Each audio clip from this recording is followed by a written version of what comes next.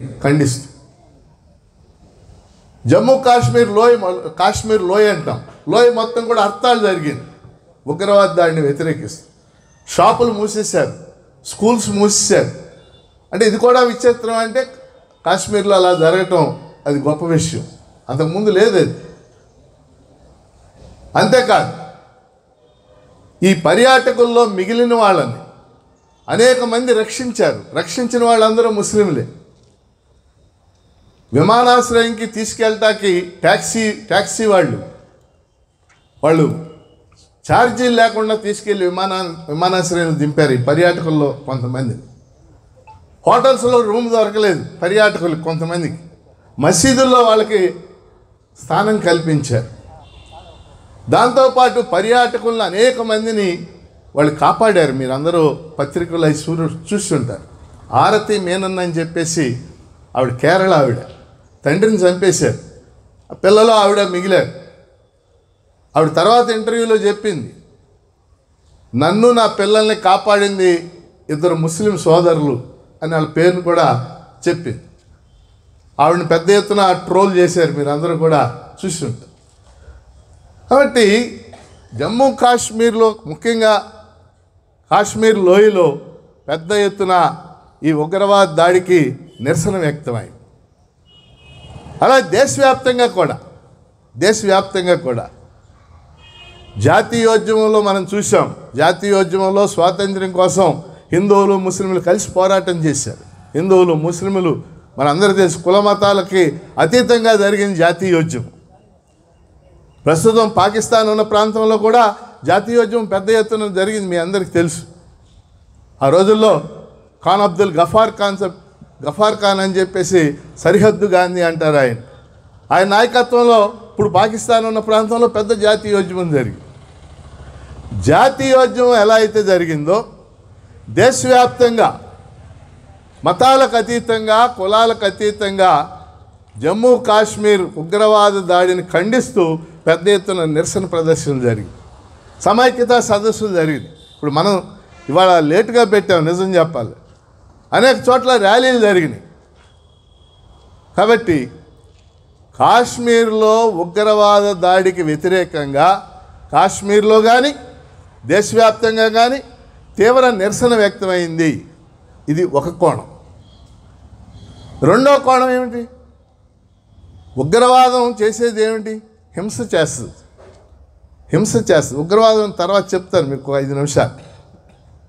కానీ ఈ ఉగ్రవాద దాడిని మతపరమైన విభజన చేయడానికి పెద్ద ఎత్తున ప్రయత్నం చేశారు. ఇది మనం గమనించాల్సినటువంటి అంశం. ఈ మతపరమైన విభజన చేయడానికి ఎవరు ప్రయత్నం చేసి, అది బాగుంది, ఇది ఈ మతపరమైన విభజన చేయడానికి ఎవరు ప్రయత్నం చేశారు? వాట్సాప్ యూనివర్సిటీ, లక్షల కొద్ది వాట్సాప్ గ్రూపులు ఉన్నటువంటి వాళ్ళు ఉన్నారు. వాటిని నడపడానికి ఒక యూనివర్సిటీ ఉంది. ఆ యూనివర్సిటీ మొత్తాన్ని నడిపేది బీజేపీ అనుబంధ సంస్థ, ఆర్ఎస్ఎస్ అనుబంధ సంస్థ. సంఘటన జరగంగానే మొదటి 3-4 రోజులు భావోద్వేగాలు మీ అందరూ కూడా గురై ఉంటారు. పక్కన పిలిచి ఉగ్రవాదులు, నువ్వు హిందువా ముస్లిమా? ముస్లిం అయితే అటు వెళ్ళిపో, హిందువు అయితే ఇటు రా, కాల్ చేస్తాం.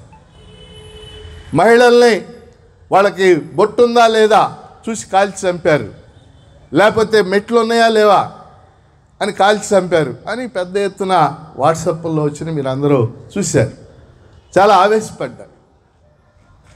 అంటే ఆ సంఘటన జరిగినాయి కనుక మీరు తలుచుకుంటే ఎన్ని సంఘటనలు జరిగినాయో మీరు ఆశ్చర్యపోతారనమాట. అంటే అన్నీ కూడా మీ దృష్టికి వచ్చి ఉండవు. ఉదాహరణకి ఏప్రిల్ 27 నుంచి 22 కదా ఈ సంఘటన జరిగింది. ఏప్రిల్ 27 నుంచి మే 8 మధ్య, అంటే ఈ ఆపరేషన్ సింధూరు బిగినాయన మర్నాడు దాకా ముస్లింలకు వ్యతిరేకంగా 184 దాడులు జరిగింది వివిధ రాష్ట్రాలు. ముస్లింలకు వ్యతిరేకం అంటే ఏంటి? కాశ్మీర్లో ఉగ్రవాదులు ముస్లింలు హిందువులను చంపారు, అది వాళ్ళు చెప్పేది. 184 దాడులు జరిగింది, ముఖ్యంగా బీజేపీ పాలిత రాష్ట్రాల్లో జరిగింది. అనేక రాష్ట్రాల్లో కాశ్మీరీ విద్యార్థులు ఎక్కడైతే చదువుతున్నారో మీ అందరికీ తెలుసు, ఎన్ఐటీలు ఉంటాయి, నేషనల్ ఇన్స్టిట్యూట్ ఆఫ్ టెక్నాలజీ. రాష్ట్రాల వాళ్ళు ఉంటారు. ముఖ్యంగా ఉత్తరప్రదేశ్, గుజరాత్, జార్ఖండ్ ఇలాంటి రాష్ట్రాల్లో కాశ్మీరీ విద్యార్థుల మీద పెద్ద ఎత్తున దాడులు జరిగింది. మీరు దాడులు చేస్తారా, మమ్మల్ని చంపుతారా అని చెప్పేసి. ఆగ్రా తెలుసు మీకు, ఒక రెస్టారెంట్లో అమ్ముతున్నటువంటి ముస్లిం యువకుడిని చంపేశారు. బయటికి లాక్కొచ్చి ఈ సంఘటన జరిగాక చంపేశారు. అలాగే మన రాష్ట్రంలో కూడా మీరు అందరూ పేపర్లో చదివారు, కరాచీ బేకరీలు అని ఉన్నాయి. కరాచీ బేకరీలు, వాటి మీద దాడులు చేసి, వాస్తవంగా విశాఖపట్నంలో కరాచీ బేకరీ మీద దాడి చేసి మీరు అందరూ ఉంటారు. కరాచీ అంటే తెలుసు కదా, అది పాకిస్తాన్లో ఒక ముఖ్యమైన అంటే కరాచీ బేకరీ అనగానే ఈ దాడులు చేసిన వాళ్ళు ఏమనుకున్నారంటే అది ముస్లింది అనుకున్నారు, అది హిందువుదే. వాళ్ళకి తెలియదు, కరాచీ బేకరీ అని వ్యాపారం కోసం పెట్టుకున్నారు.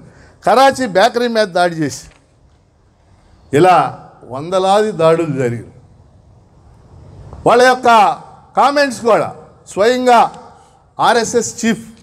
ఆర్ఎస్ఎస్ యొక్క ముఖ్య నాయకుడు మీ అందరికీ తెలుసు, మోహన్ భగత్. ఆయన వ్యాఖ్యానం ఏంటో తెలుసా?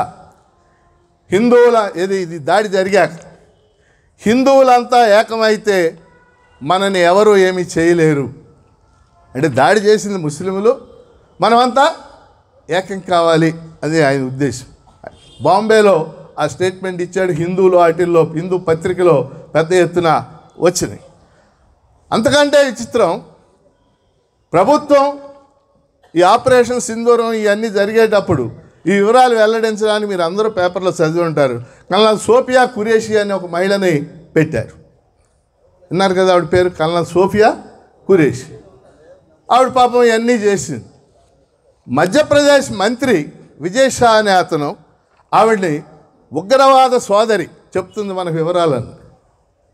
కల్నల్ సోఫియా ఖురేషి కదా, ఖురేషి అంటే ముస్లింని.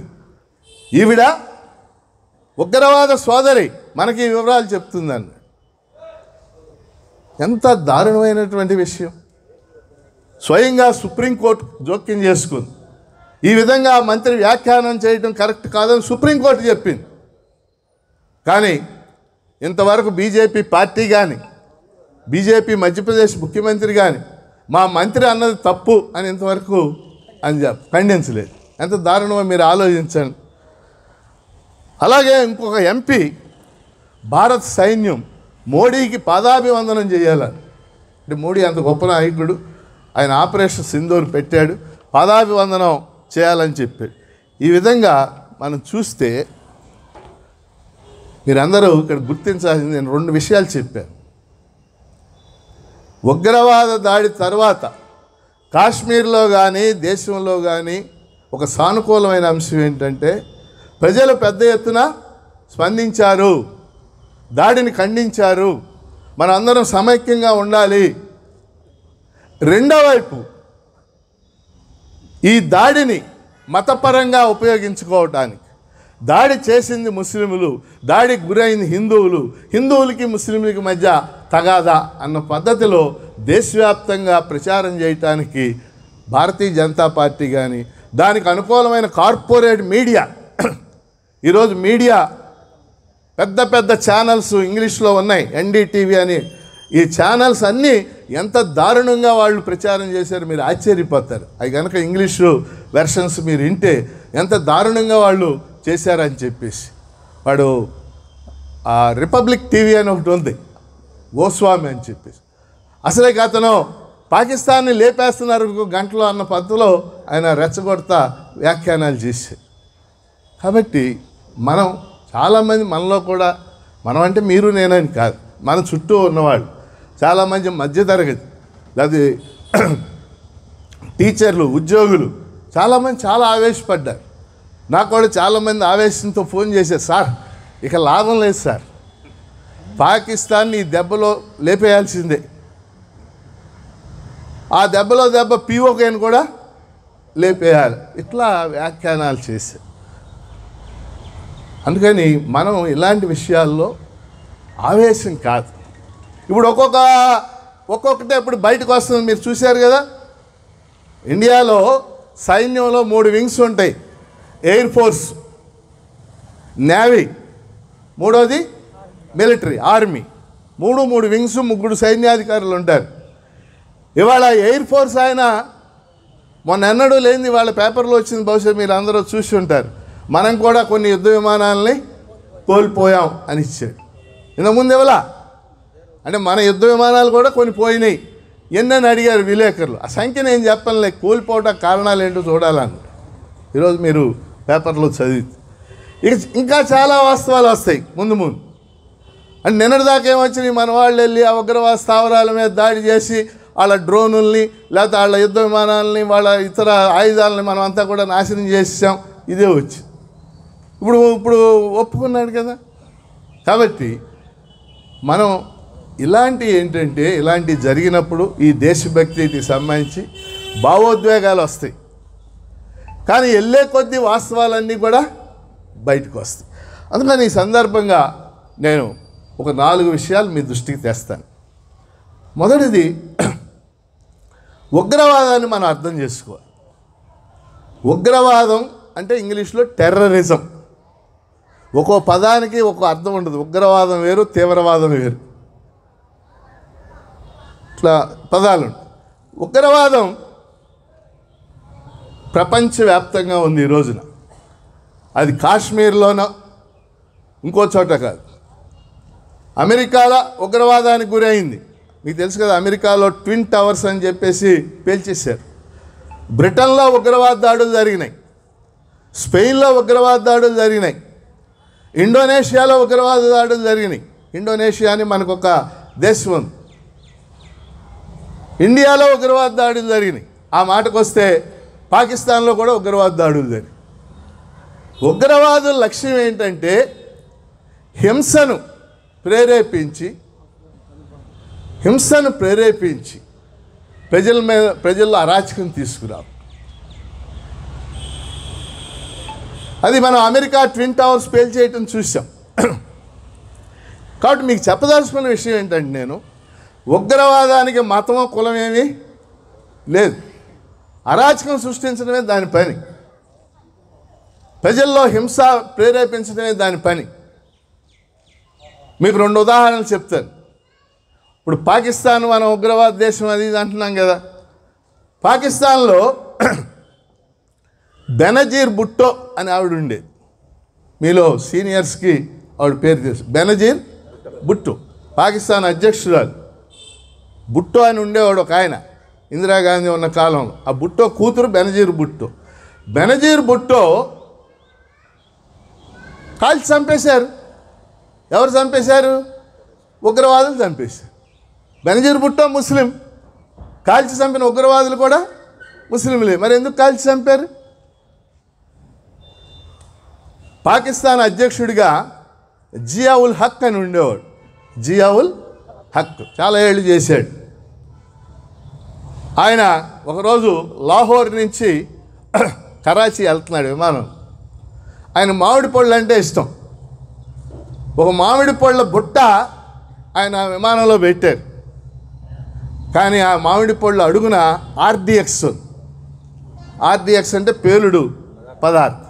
ఆ బుట్ట అందులో పెట్టారు. విమానం పైకి లేచింది. విమానం వెళ్ళంగానే ఉగ్రవాదులు రిమోట్ పెట్టి పేల్చారు. విమానం 50,000 ముక్కలు అయిపోయింది. ఆయన 1000 ముక్కలు అయిపోయాయి. ఎవరు?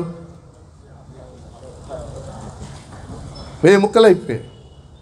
ఇక్కడ మనం అర్థం చేసుకోవాల్సింది ఎవరు? ఏంటి? జియావుల్ హక్కు ముస్లిమే, పేల్చిన వాళ్ళు కూడా ముస్లిమ్స్. అమెరికా ఉంది. అమెరికా ట్విన్ టవర్స్ మీద దాడులు చేశారు. ఎవరు చచ్చిపోతారో వీళ్ళకి తెలియదు. బ్రిటన్లో అండర్ గ్రౌండ్ రైల్వే ఉంటుంది, అక్కడ దాడి చేశారు ఉగ్రవాదులు.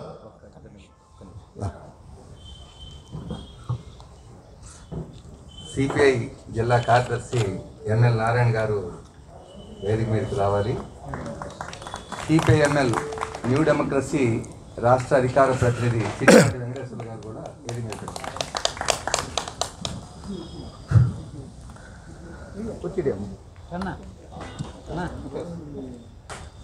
అందుకని మీ అందరికీ నేను స్పష్టంగా చెప్పదలుచుకున్న విషయం ఏంటంటే, అంటే అసలు ఉగ్రవాదం గురించే మనం 2-3 గంటలు చర్చించవచ్చు.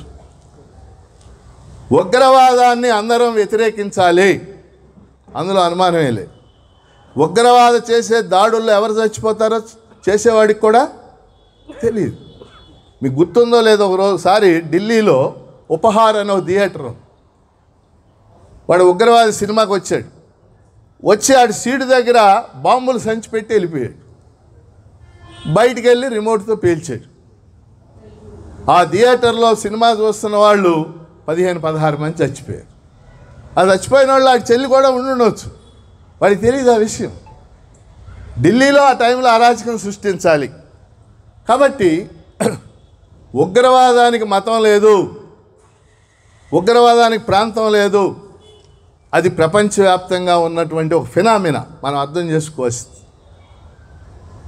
అయితే మీలో ఎవరైనా ఒక ప్రశ్న వేయవచ్చు, మనం భౌతికవాదంలో ప్రతిదీ పుట్టడానికి ఒక కారణం ఉంటుందని చెప్పు, ఉగ్రవాదం పుట్టడానికి కూడా కారణం ఉంటుంది. ఒక ఆయన నన్ను అడిగాడు, నువ్వేమనుకుంటున్నావు ఈ ఉగ్రవాదం 5 ప్రాంతాల్లో పుట్టడానికి కారణం అని. నేను ఒక లైన్లో చెప్పాను, ఆయన ఒకే లైన్, అగ్రవాదమే ఉగ్రవాదం అని. మీకు అర్థమైందా ఈ మాట? అగ్రవాదమే ఉగ్రవాదం. ఎవరిది అగ్రవాదం? అగ్రవాదం ఎవరిది? అమెరికాది, అగ్రదేశం కదా అది. ఉగ్రవాద సంస్థలో 90% అమెరికా పుట్టించిన సంస్థలే. ఇప్పుడు ఆఫ్ఘనిస్తాన్లో తాలిబాన్లు అని ఉన్నారు, విన్నారు కదా మీరు? మరి తాలిబాన్లు ఎవరు పుట్టించారు? అమెరికా పుట్టించింది. ఇరాక్లో ఉగ్రవాద సంస్థల కారణాలు ఎవరు రావడానికి? ఇరాక్ అనే దేశంలో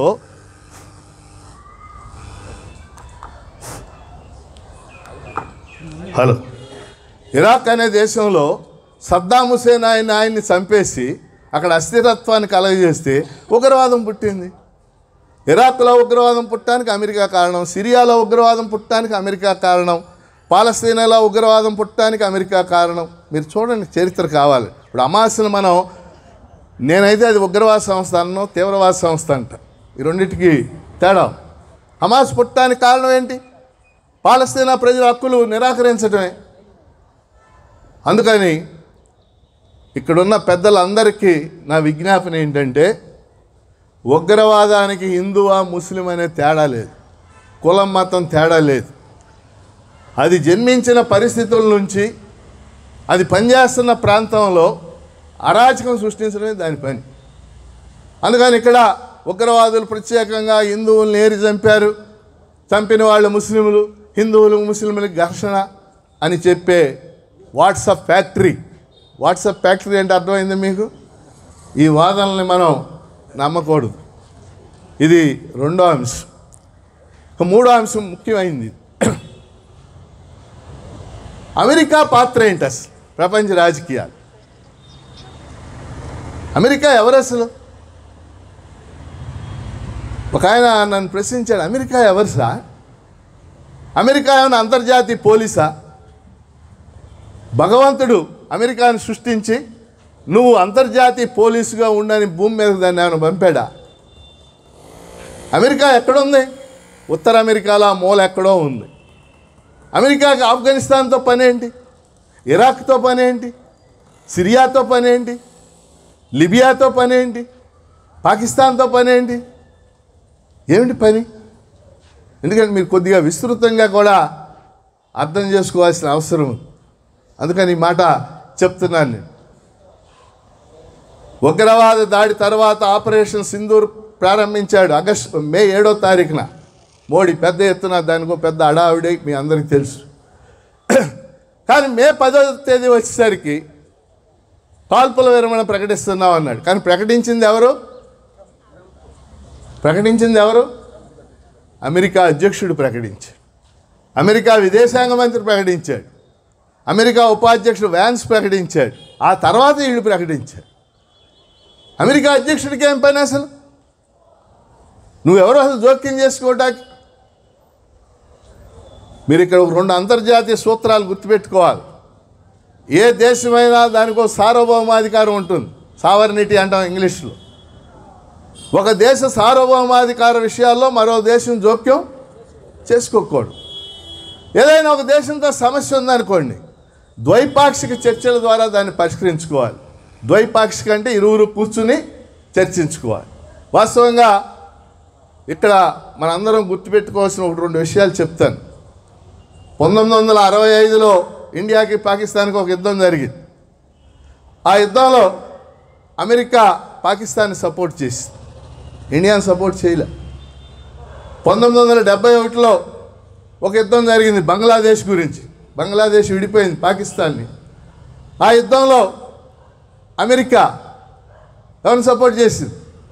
పాకిస్తాన్ని సపోర్ట్ చేసింది. మామూలుగా సిద్ధాంతం ప్రకారం అది ఇండియాని సపోర్ట్ చేయాలి కదా. ఎందుకని? ఇండియా ఓ ప్రజాస్వామ్య దేశం, అమెరికా ఓ ప్రజాస్వామ్య దేశం. కానీ అదేం చేయలే. మీరు గుర్తుపెట్టుకోవాల్సిన విషయం ఏంటంటే, రెండు విషయాలు చెప్తే జాగ్రత్తగా అర్థం చేసుకోవాలి. అమెరికాకి ఒక అంతర్జాతీయ వ్యూహం ఉంటుంది. ఏ ప్రాంతంలో నా ప్రాబల్యం ఉండాలి, అమెరికాకి మిగిలిన వాటి అన్నిటికంటే కూడా తన ప్రయోజనాలే ముఖ్యం. ఇది మనం గుర్తుపెట్టుకో. ఈ ప్రాంతంలో అమెరికా ప్రయోజనాలు ఏంటి?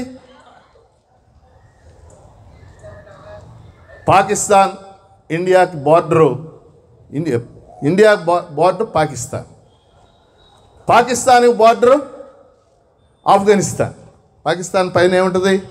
ఆఫ్ఘనిస్తాన్. ఆఫ్ఘనిస్తాన్ పైన మధ్య ఆసియా దేశాలని ఒక 5 దేశాలు ఉన్నాయి. వాటిని ఇంగ్లీష్లో సెంట్రల్ ఏషియా అంట. 5 దేశాలు.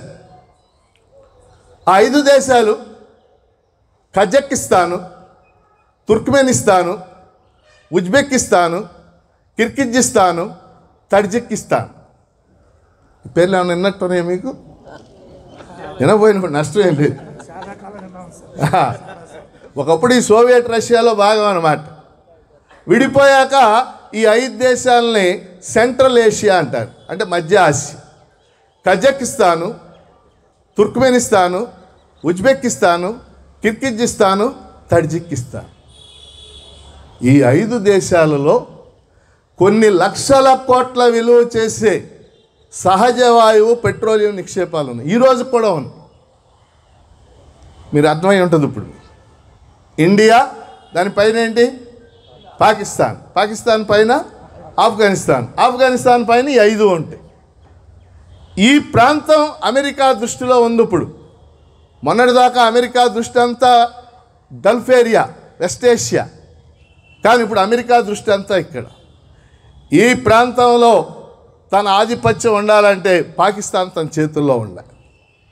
పాకిస్తాన్, అందుకని పాకిస్తాన్ ఎప్పుడూ కూడా అమెరికా చెప్పినట్టే వింటూ ఉంటుంది, ఇతరులు చెప్పినట్టే అది ఏమి ఎందు. పాకిస్తాన్కు ఉన్న లక్షణం అది. వాస్తవంగా ఈ దాడి జరగడానికి ముందు మీరు అందరూ గమనించి ఉంటారు, డొనాల్డ్ ట్రంప్ అన్ని దేశాల మీద సుంకాలు వేసాడు, పన్నులు వేసాడు ఏకపక్షంగా. ఇండియా మీద కూడా 50% సుంకాలు పెంచాడు. నరేంద్ర మోడీ నోరు విప్పి అసలు ఖండించలేదు.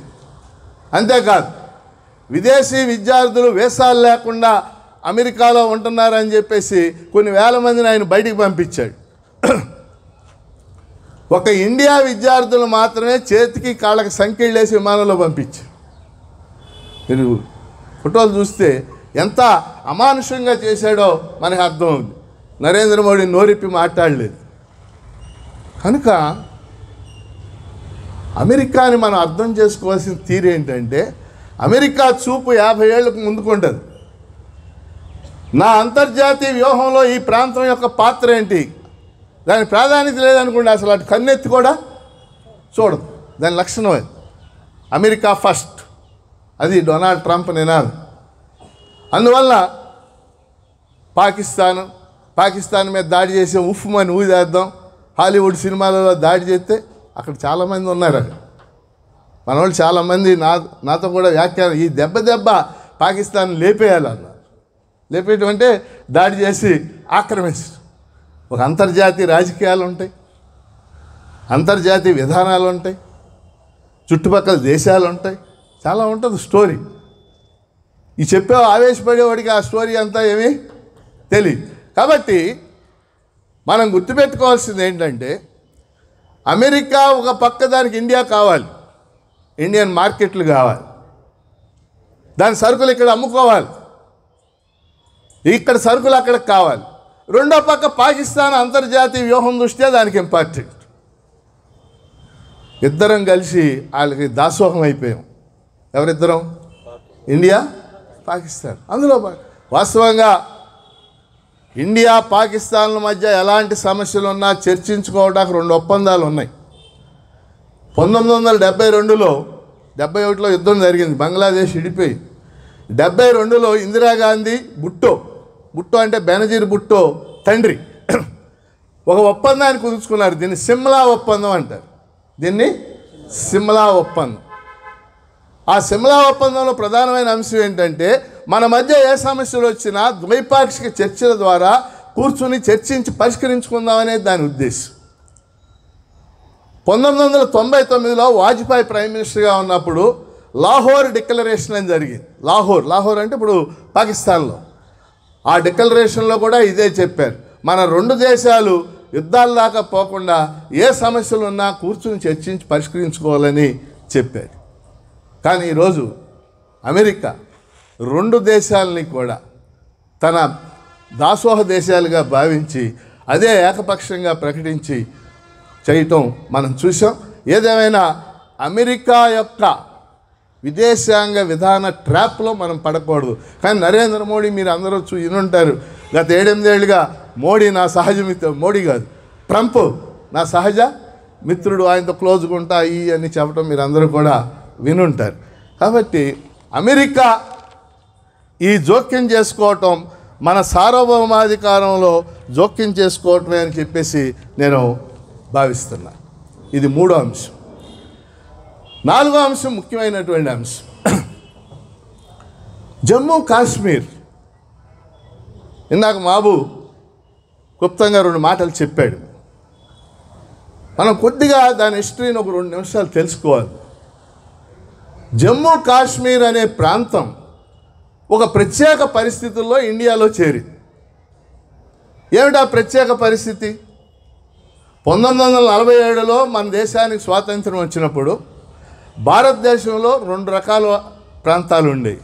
ఒకటి డైరెక్ట్ బ్రిటిష్ ఇండియా, అంటే బ్రిటిష్ వాళ్ళే పరిపాలించే ప్రాంతాలు. 2 స్వదేశీ సంస్థానాలు, 500 మంది రాజులు ఉండేవాళ్ళు అన్నమాట. ఒక్కొక్క ప్రాంతాన్ని పరిపాలిస్తూ ఉండే. స్వాతంత్రం వచ్చింది, బ్రిటిష్ ఇండియా ఆటోమేటిక్గా ఇండియాలో భాగం అయిపోయింది. అంటే బ్రిటిష్ వాళ్ళు పరిపాలించేది మనకి పెట్టేసేది.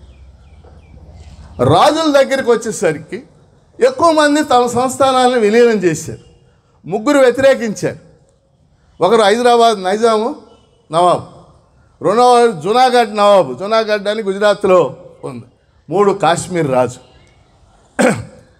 కాశ్మీర్ దగ్గర మీరు గుర్తుపెట్టుకోవాలి, కాశ్మీర్ ప్రజలకి ప్రాచీన కాలం నుంచి ఒక చరిత్ర ఉంది. అదో జాతి, అది కాశ్మీరీ జాతి. మనం మతంగా చూడకూడదు. కాశ్మీరీ భాష ఉంది. మీలో ఎవరైనా హిస్టరీ చదివి ఉంటే చరిత్ర, రాజతరంగిణి అని కల్హనుడు అని చెప్పేసి ఒక చరిత్రకారుడు, కల్హనుడు, ఆయన రాజతరంగిణి అనే ఒక పుస్తకం రాశాడు. ఆ పుస్తకంలో, రాజతరంగిణి పుస్తకంలో కాశ్మీర్ గురించి, కాశ్మీర్ రాజుల యొక్క కథల గురించి రాశారు. తెలుగులో కూడా దాని తర్వాత ట్రాన్స్లేషన్ చేశారు. అంటే కాశ్మీరీ ప్రజలకి ఒక వ్యక్తిత్వం ఉంది, కాశ్మీర్ ప్రజలకు ఒక చరిత్ర ఉంది. అది మతంగా చూడాల్సినటువంటి చరిత్ర కాదనేది మనందరం గుర్తుపెట్టుకోవాల్సినటువంటి అంశం. ఇలా చూసినప్పుడు 1947లో స్వాతంత్రం వచ్చినప్పుడు మిగిలిన సంస్థానాలన్నీ కలిసిపోయి, కానీ జమ్మూ కాశ్మీర్ రాజు హరిసింగ్, ఇందా మాబు కరణ్ సింగ్ అన్నాడు, కరణ్ సింగ్ బాబు అంటే తండ్రి. ఈ కరణ్ సింగ్ అని ఉన్నాడు, ఆయన తండ్రి పేరు హరిసింగ్, ఆయన రాజు అన్నమాట. ఆయన ఏం చేశాడంటే వీలైతే కాశ్మీర్ని ఇండియాలో చేర్చకుండా వీలైతే స్వతంత్ర దేశంగా ఉంచుకుందామని భావించాడు. ఆ సమయంలో పాకిస్తాన్ ఏర్పడింది కదా. అప్పటికే పాకిస్తాన్ ఏం చేసిందంటే కాశ్మీర్లో కూడా ముస్లింలు ఎక్కువ ఉన్నారు కాబట్టి అది నాకే చెందాలని దాడి చేసి ఇది మీరు అర్థం చేసుకోవాలి. దాడి చేసి కొంత ప్రాంతాన్ని ఆక్రమించింది. ఇప్పుడు ఆ ప్రాంతాన్నే మనం ఏమంటున్నాం, ఇందాక చెప్పుకున్నాం, POK, పాక్ ఆక్యుపైడ్ కాశ్మీర్. అంటే కాశ్మీర్లో కొంత భాగం ఈ రోజుకి పాకిస్తాన్ అధీనంలో ఉంది, అది POK అంట. మన అధీనంలో ఉన్న కాశ్మీర్ని పాకిస్తాన్లో ఏమంటారో తెలుసా? అర్థమైంది నా మాట? మన కాశ్మీర్ మనకు ఉంది కదా కొంత భాగం, దీన్ని ఏమంటారు అనుకుంటున్నారు పాకిస్తాన్లో? ఇండియా ఆక్యుపైడ్ కాశ్మీర్ అని రాస్తారు వాళ్ళ పుస్తకాలు. మన పుస్తకాల్లో ఏమి రాస్తున్నాం? పాక్ ఆక్యుపైడ్ కాశ్మీర్ అని రాస్తారు. కాశ్మీరు అప్పుడు ఐక్యరాజ్య సమితి ఇంటర్వ్యూ అయ్యి ఎక్కడ వాళ్ళు అక్కడ ఆగిపోయారు. సో POK పాకిస్తాన్ అధీనంలో ఉంది. ఇప్పుడు చెప్పేది మీరు జాగ్రత్తగా వినాలి. ఈ చేరేటప్పుడు కాశ్మీర్ ప్రజలకి కొన్ని ప్రత్యేక హక్కులు ఉండాలని కోరారు కాశ్మీర్ ప్రజలకి. ఎందుకంటే రాజు పరిపాలించేటప్పుడే కాశ్మీర్ కొన్ని హక్కులు ఉంది. ఎస్, అంగీకరించారు.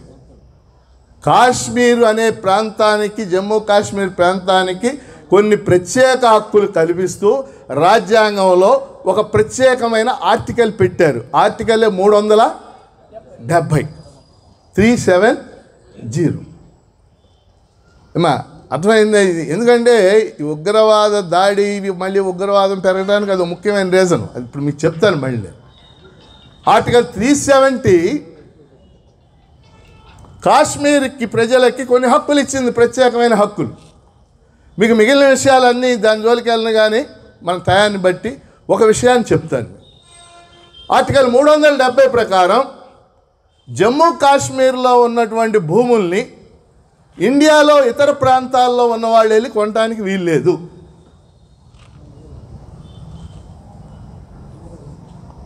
అర్థమైందా మాట ఏమన్నా? ఆర్టికల్ 370 ప్రకారం భూమే కదా అన్నిటికంటే ఇంపార్టెంట్, మిగిలిన విషయాలు వదిలేయి. జమ్మూ కాశ్మీర్లో ఉన్నటువంటి భూముల్ని ఇండియాలో ఉన్న మిగిలిన ప్రాంతాల వాళ్ళు వెళ్ళి కొనడానికి వీల్లేదు. ఆర్టికల్ 370. ఇది కరెక్టా కాదా? మీలో నిజాయితీగా కరెక్టే 370లో భూములు ఇతరులు కొనకూడదు అని మేము అనుకుంటున్నాం అనేవాళ్ళు చేతులు ఎత్తండి. ఓకే, కాదు అనేవాళ్ళు?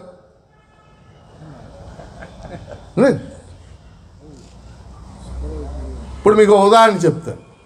ఒక ఉదాహరణ, ఆంధ్రప్రదేశ్లో ఉమ్మడి రాష్ట్రంలో 1/70 అని ఒక చట్టం చేసి, 1/70, 1/70. 1/70 అంటే ఏంటంటే 1970లో చేసిన ఒకటో చట్టం, 1970లో చేసిన ఒకటో చట్టాన్ని 1/70. ఆంధ్రప్రదేశ్లో చేసిన ఈ చట్టం ప్రకారం ఏజెన్సీ ఏరియాల్లో లేదా షెడ్యూల్ ఏరియాలు అంటాం, గిరిజనులు ఎక్కువగా ఉన్నటువంటి వాటిని ఏమంటారు? షెడ్యూల్ ఏరియాలు. ఉమ్మడి రాష్ట్రంలో ఖమ్మంలో షెడ్యూల్ ఏరియాస్ ఉన్నాయి, అరకులోయలో షెడ్యూల్ ఏరియా ఉంది, పాడేరులో షెడ్యూల్ ఏరియా ఉంది. ఈ షెడ్యూల్ ఏరియాలో ఉన్న గిరిజన భూములన్నీ గిరిజనుల దగ్గర ఉన్నాయి, ఇతరులు వెళ్ళి కొనడానికి వీల్లేదు. 1/70. ఇది అర్థమైంది? 1/70 కరెక్టా కాదు? అది కరెక్టా కాదా? కరెక్ట్ అనే వాళ్ళు చేతులు ఎత్తారు. ఓకే, ఊరికే తెలుసుకుందామన్నా. ఎందుకని? ఆ చట్టం కనుక లేకపోతే గిరిజనుల భూములన్నీ ఇప్పటికి ఎవరి చేతుల్లో ఉన్నాయి? పురజనుల చేతుల్లో లేదా భూస్వాముల చేతుల్లో ఉంది. అంతే కదా, గిరిజనుల దగ్గర ఎకరం కూడా మిగిలేదు కదా. ఇప్పుడు నేను మొన్న ఒక మే 5వ తారీఖు నేను విజయనగరం మీటింగ్. ఆడ భోగాపురంలో విమానాశ్రయాన్ని కడుతున్నారు. ఆ విజయనగరం చుట్టూ ఊళ్ళ పేర్లు చిత్రంగా ఉంటాయి. కొత్త వలస, చిట్టి వలస, తగరపు వలస, ఇలా ఉంటాయి పేర్లు. మొత్తం ప్రాంతాలన్నింటిలో కూడా భూములన్నీ కూడా ప్లాట్లుగా వేసేయబడి జెండాలు కట్టి ఉన్నాయి అన్నమాట. జెండాలు అంటే ప్లాట్లుకి జెండాలు కడతారు కదా, ఆకర్షణ కోసం కట్టి ఉంది.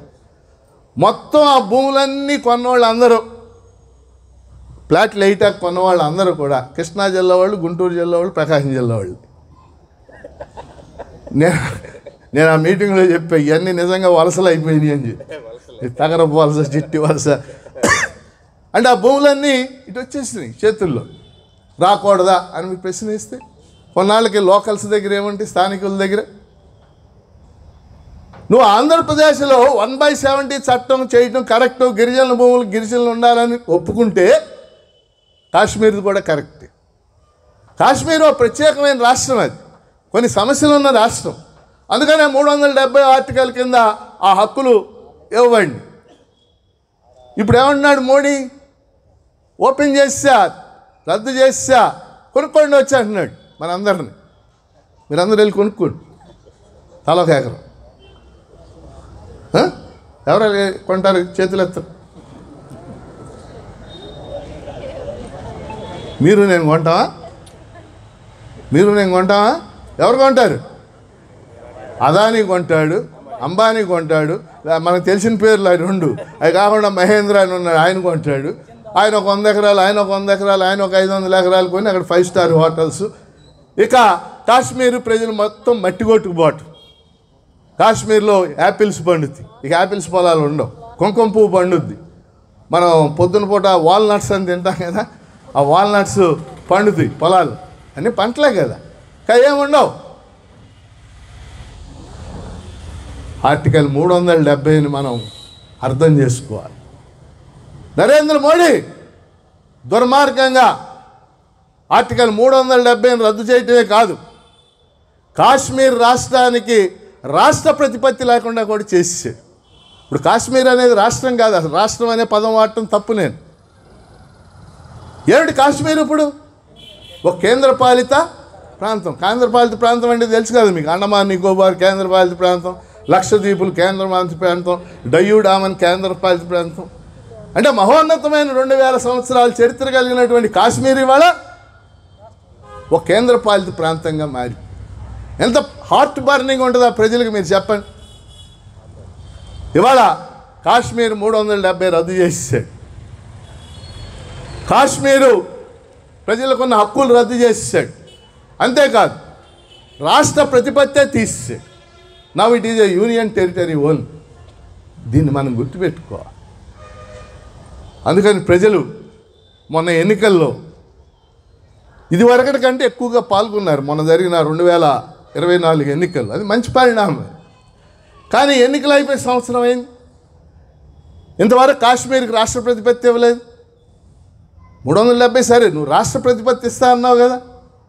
ఇప్పుడు ఒమర్ అబ్దుల్లానే ఆయన మొన్న ఎన్నికల్లో ముఖ్యమంత్రి అయ్యాడు తెలుసా. కేంద్రపాలిత ప్రాంతంలో ముఖ్యమంత్రిగా ఉన్న వ్యక్తి పెద్ద గుమాస్తాకి ఎక్కువ, కలెక్టర్కి తక్కువ. అధికారాలు ఏముండవు. అధికారాలు ఎవరికి ఉంటాయి అనుకుంటున్నారు? అక్కడ లెఫ్టినెంట్ గవర్నర్ అని చెప్పేసి ఉంటాడు, ఆయనకుంటే అధికారం. ఇప్పుడు కాశ్మీర్లో అధికారాన్ని లెఫ్టినెంట్ గవర్నర్ ఒమర్ అబ్దుల్లా కోరికనే అలంకారంగా ఆడు కూర్చున్నాడు. మీరు ప్రశ్న వేయాలి, ఎందుకు నరేంద్ర మోడీ కాశ్మీర్కు రద్దు చేశాడు? మీరు ఒకటే గుర్తుపెట్టుకోండి, 2014 నుంచి ఇప్పటిదాకా నరేంద్ర మోడీ చేసిన అనేక పనులు మీరు చూడండి. కాశ్మీర్కు 370 రద్దు చేయటం కానీ, పౌరసత్వాన్ని మత ప్రాతిపదికన ఇవ్వడానికి సిటిజన్షిప్ అమెండ్మెంట్ యాక్ట్ తీసుకురావటం కానీ, మైనార్టీల మీద దాడి చేయడానికి గోరక్షక దళాలు ఏర్పాటు చేయటం కానీ, మొన్న వక్ఫ్ చట్టం అని చేశారు, ఆ చట్టం చేయటం కానీ, వీటన్నిటిలో ఒకటే అంశం మీరు గుర్తుపెట్టుకోవాల్సింది. ఏమిటో అంశం? మతపరమైన విభజన తేవటం. మతపరమైన విభజన తేవటం. హిందువులు ముస్లింలు వాళ్ళు నరేంద్ర మోడీ మాట్లాడి వాళ్ళు అంటే ఎవరు? ముస్లింలు వేరు చేయటం. మనం హిందువులు. వాళ్ళకు 370 ఎందుకు ఉండాలా? వాళ్ళ వక్ఫ్కి వాళ్ళకి ఆస్తులు ఎందుకు ఉండాలా? ఇట్లా దాంట్లో ఉన్న సారాంశాన్ని మీరు అర్థం చేసుకోవాలి. అంటే బీజేపీ, నరేంద్ర మోడీ ఓ party leader. BJP Bharatiya Janata party ఇతర పార్టీ లాంటి పార్టీ కాదు, అది మీరు గుర్తుపెట్టుకోవాలా. అనేక కాంగ్రెస్ ఉంది, లేకపోతే సమాజ్వాదీ పార్టీ ఉంది, లేకపోతే లల్లు ప్రసాద్ పార్టీ ఉంది, డిఎంకే ఉంది, అన్నా డిఎంకే ఉంది, కాంగ్రెస్ తెలుగుదేశం ఉంది, వైఎస్ఆర్ కాంగ్రెస్ పార్టీ. ఈ పార్టీల స్వభావం వేరు. ఈ పార్టీలు బూర్జువా పార్టీలే. కానీ బీజేపీకి బూర్జువా పార్టీతో పాటు దానికి కొన్ని లక్షణాలు ఉన్నాయి, మతోన్మాద లక్షణాలు ఉన్నాయి. దాన్ని మతోన్మాదాన్ని ప్రోత్సహించే లక్షణాలు ఉన్నాయి, మతతత్వాన్ని ప్రోత్సహించే లక్షణాలు ఉన్నాయి. దానికి కారణం బీజేపీ యొక్క రాజకీయం అంతా కూడా ఆర్ఎస్ఎస్ ఐడియాలజీ మీద ఆధారపడి ఉంది. రాష్ట్రీయ స్వయం సేవక్ సార్ ఆర్ఎస్ఎస్ ఐడియాలజీ ఉంది. ఆ ఐడియాలజీని ముందుకు తీసుకెళ్ళటమే బీజేపీ పని. ఆ బీజేపీ చెప్పిన దాన్ని చేయటమే నరేంద్ర మోడీ పని. ఐడియాలజీ ఏం చెప్తుంది? ఇది హిందూ రాష్ట్ర. వీడి సావర్కర్ హిందుత్వ అనే ఒక పుస్తకం రాశాడు, హిందుత్వ. ఆ పుస్తకంలో ఆయన స్పష్టంగా చెప్పాడు, ఇది హిందూ రాష్ట్ర, హిందూ ఆధిపత్యం ఉన్న దేశం, ఇది అలాగే కొనసాగాలి, అది వాళ్ళ ఉద్దేశం. మనమేమంటున్నాం, ఇది భారతదేశం. ఈ భారతదేశంలో అనేక మతాలు, జాతులు, కులాలు, భాషలు, సంస్కృతులు ఇవన్నీ సహజీవనం చేస్తాయని మనం చెప్తున్నాం. వాళ్ళు అలా చెప్పట్లేదు. కాబట్టి ఇటు వెనకాల ఉన్నటువంటి దాన్ని మీరు గుర్తించాలి. అందుకని వాళ్ళ కాశ్మీర్ ప్రజలు మీరు గుర్తించాల్సింది ఏంటంటే, ఈ మొత్తం ఎపిసోడ్లో ఇదే కీలకమైన అంశం నేను చెప్పదలుచుకున్నాను. కాశ్మీర్ ప్రజలు ఎలా ఫీల్ అవుతున్నారు? కాశ్మీర్ ప్రజలు ఇంగ్లీష్ భాషలో చెప్పాలంటే ఒక ఎలియనేషన్. ఎలియనేషన్ అంటే ఒక పరాధీనత, ఒక వివక్షత. ఇవాళ కాశ్మీర్ ప్రజలకు రాష్ట్ర ప్రతిపత్తి లేదు. 370 రద్దు చేశారు. పర్యాటక రంగం తప్పితే అక్కడ ఆదాయం వచ్చేది లేదు. ఏదో యాపిల్స్ అవి పండుతాయి, అవి ఇక్కడికి వచ్చే లోపల వాటి ధరలు ఎలా మారుతాయో మన అందరికి కూడా తెలుసు. పరిశ్రమలు లేవు. ఇవాళ అక్కడ ఇంటర్నెట్ పనిచేయదు. రోజుల తరబడి స్కూళ్ళు మూసేసి ఉంటాయి. వేలాది మంది జైళ్ళలో అక్కడ అరెస్ట్ చేసి జైల్లో పెట్టారు. వీడు ఉగ్రవాది, వీడు ఉగ్రవాది, వీడు ఉగ్రవాది, ఆడు ఉగ్రవాది అని పట్టిన వాళ్ళందరినీ తీసుకెళ్ళి జైల్లో పెట్టారు. ఇలాంటి సిచ్యువేషన్ అక్కడ కంటిన్యూ అవుతుంది. అందుకని దీన్ని మనం అర్థం చేసుకోవాలి. ఇక చివరిగా 2 అంశాలు చెప్పి ముగిస్తాను. ఏం చేయాలి మనం? ఒకటి, ఖచ్చితంగా ఉగ్రవాదుల్ని ఏకాకుల్ని చేయాలి. ఇందులో ఎటువంటి రాజీ కూడా లేదు. మనం కానీ మన పార్టీ కానీ మనం ఎవరైనా సరే వీఆర్ అగైనెస్ట్ టెర్రరిజం, అందులో అనుమానం ఏం లేదు. కానీ ఆ టెర్రరిజం అంత విజృంభించడానికి ఉత్పన్నం అవుతున్న కారణాలను మనం అధ్యయనం చేయాలి, తెలుసుకోవాలి. ఎందుకని ఉగ్రవాద సంస్థలు ఇవాళ కాదు, ఆఫ్ఘనిస్తాన్లో క్రైసిస్ ప్రారంభమైన ప్రాంతం నుంచి ఆ ఏరియాలో ఉగ్రవాద సంస్థలు వచ్చేసినాయి. తాలిబాన్లు విన్నాం కదా. అలాగే ఆఫ్ఘనిస్తాన్ క్రైసిస్లో భాగంగానే మీ అందరూ అల్-ఖైదా, ఆయన పేరు ఒసామా బిన్ లాడెన్, ఆయన ఉగ్రవాదే కదా. అలాగే పాకిస్తాన్ బేస్డ్గా లష్కర్-ఇ-తోయిబా, జైషే మహమ్మద్. ఇప్పుడు యాక్చువల్గా ఈ ఘటన చేసింది లష్కర్-ఇ-తోయిబా నుంచి పుట్టినటువంటి ఒక సంస్థ అన్నమాట. ది రెసిస్టెన్స్ ఫ్రంట్ అన్నమాట దాని పేరు. వాళ్ళు అనౌన్స్ చేశారు, మేమే చేసాం ఈ పని అని చెప్పేసి. కాబట్టి ఉగ్రవాదుల్ని ఏకాకుల్ని చేయాలి. దీనికి మనం ఐక్యరాజ్య సమితి లాంటి సంస్థలను వాడుకోవాలి. అక్కడ ఒత్తిడి తేవాలి, పార్లమెంట్లో చర్చించాలి. ఇంతవరకు నరేంద్ర మోడీ పార్లమెంట్ సమావేశం పరచాలి. ఇంత పెద్ద సంఘటన జరిగింది. 2 అఖిలపక్ష సమావేశాలు జరిగితే ఆ రెండింటికి అసలు ఆయన హాజరు కూడా కాలేదు. మీరు ఫాలో అయి ఉంటారు పేపర్. రెండోది, ఈ ఉగ్రవాద దాడికి భద్రతా వైఫల్యం, నిఘా వైఫల్యం కూడా ఉంది. అసలు పహల్గాంలో ఆ పర్యాటకులు తిరుగుతున్న చోట ఎక్కడా కూడా సిఆర్పిఎఫ్ కానీ, మామూలుగా మీకు కాశ్మీర్ మీకు తెలిసి ఉంటుంది, అడుక్కో సిఆర్పిఎఫ్ జవాన్ ఉంటాయి. సిఆర్పిఎఫ్ కానీ అంటే సెంట్రల్ రిజర్వ్ పోలీస్ అన్నమాట. భద్రతా దళాలు ఎందుకని భద్రతా దళాల వైఫల్యం జరిగింది, దాని మీద చర్చ జరగాల్సి ఉంటుంది. వీటన్నిటికంటే ముఖ్యమైన విషయం ఏంటంటే నా దృష్టిలో కాశ్మీరీ ప్రజల యొక్క మనసును గెలుచుకోవాలి. ప్రజల మనస్సు మనతో లేకుండా, మనతో అంటే మిగిలిన భారతదేశం, ఇలాంటివి జరుగుతూనే ఉంటాయి. అక్కడ లోకల్ ప్రజలు ఉగ్రవాదాన్ని వ్యతిరేకించేలాగా వాళ్ళు మన మీద అభిమానం కలిగి ఉండి మనతో కలిసిపోవాలి. కలవాలంటే అక్కడ అనేక చర్యలు చేపట్టాల్సి. ఏదో 4 వంతెనలు కట్టాం, 2 బ్రిడ్జీలు వేసామంటే కుదరదు. ప్రజలు ఇంపార్టెంట్. భౌతిక పరిస్థితులు మారినంత మాత్రానికి కాదు, ప్రజలకు మనసు విరిగిపోయింది. అక్కడ ఆ మనసును అతికించాలి, ఆ మనసును కలుపుకోవాలి. దానికి కొన్ని చర్యలు చేపట్టాల్సినటువంటి అవసరం ఉందనేది నాకున్నటువంటి అభిప్రాయం. కాబట్టి మనం ఇంత ఉగ్రవాద దాడి ఇంత దుర్మార్గంగా జరిగినప్పటికి కూడా భారతదేశంలోని కానీ కాశ్మీర్లో కానీ ఒక ఐక్యత, భారత ప్రజల ఐక్యత వ్యక్తమైంది. అది మనం గుర్తించాలి. ఇందా ఫస్ట్ పాయింట్ అది చెప్పాను. కులాలకు మతాలకు అతీతంగా అందరూ ఖండించాం, అందరూ ముందుకు వచ్చారు. హిందువులు, ముస్లింలు, క్రైస్తవులు, జైనులు, బౌద్ధులు అందరూ కూడా ఖండించారు. జాతీయోద్యమంలో ఒక భావన ఎలా వ్యక్తమైందో అలాంటి భావన వ్యక్తమైంది. కాశ్మీర్ లోయలో కూడా మొదటిసారిగా మొత్తం ఉన్న ప్రజలందరూ కూడా దాన్ని ఖండించారు. మీరు చూశారు. అందుకనే యాత్రికులు, ఆ పర్యాటకులు, లేడీస్ వాళ్ళిద్దరూ ఇందాక చెప్పిన ఆరతి మేనన్ కానీ నన్ను ఇద్దరు ముస్లిం సోదరులు కాపాడారు, సోదరులను సంబోధన చేసిందాన్ని అని చెప్పింది. అలాగే ఓ పోనీ రైడర్ పేరు జిలానియా, ఆదిల్ జిలానీ ఏదో ఉంది. ఆయన తన ప్రాణాలు కోల్పోయాడు ఈ పర్యాటకుల్ని కాపాడే దాంట్లో భాగంగా. ఒక ఆయన 11 కిలోమీటర్లు మోసుకెళ్ళాడు ఓ పర్యాటకుడు.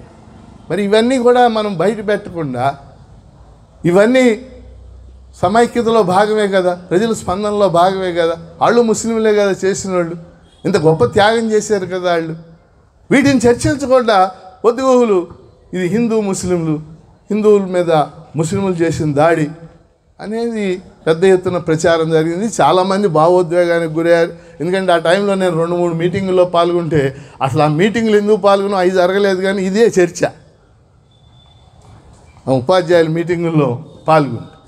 అందుకని మనం ఖచ్చితంగా ఈ దేశం, భారతదేశం రాజ్యాంగం సమాఖ్య విధానానికి కట్టుబడి ఉంది, లౌకికవాదానికి కట్టుబడి ఉంది, విభిన్న జాతుల ఐక్యతకి కట్టుబడి ఉంది, సమైక్యతకి కట్టుబడి. భారతదేశం అంటే భిన్నత్వం కలిగినటువంటి దేశం.